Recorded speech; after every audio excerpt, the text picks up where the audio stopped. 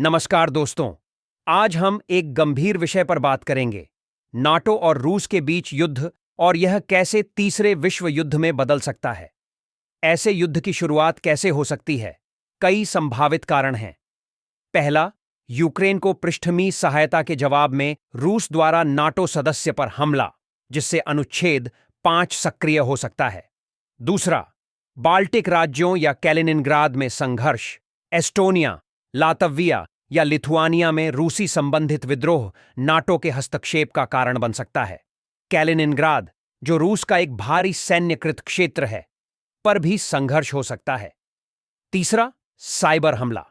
रूस द्वारा एक बड़ा साइबर हमला नाटो के बुनियादी ढांचे को पंगु बना सकता है, जिससे सैन्य प्रतिक्रिया।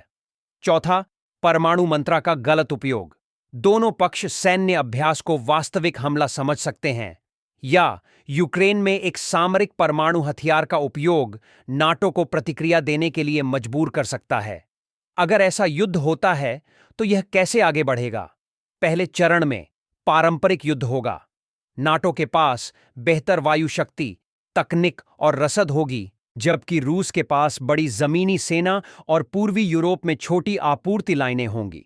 पूर्वी यूरोप, आर्कटिक और साइबर क्षेत्र महत्वपूर्ण युद्ध के मैदान होंगे। रूस समुद्र के नीचे के केबलों, उपग्रहों और ऊर्जा ग्रिडों को निशाना बना सकता है। वैश्विक आर्थिक युद्ध भी छिड़ सकता है, जिसमें प्रतिबंध, स्विफ्ट से कटौती और रूसी संपत्तियों की जब्ती शामिल है। युद्ध का दूसरा चरण परमाणु हथियारों का उपयोग होगा, जिससे प्रलय का खतरा बढ़ जाएगा। अगर रूस को हार का सामना करना पड़ता है तो पुतिन बातचीत के लिए सामरिक परमाणु हथियारों का उपयोग करने की धमकी दे सकते हैं।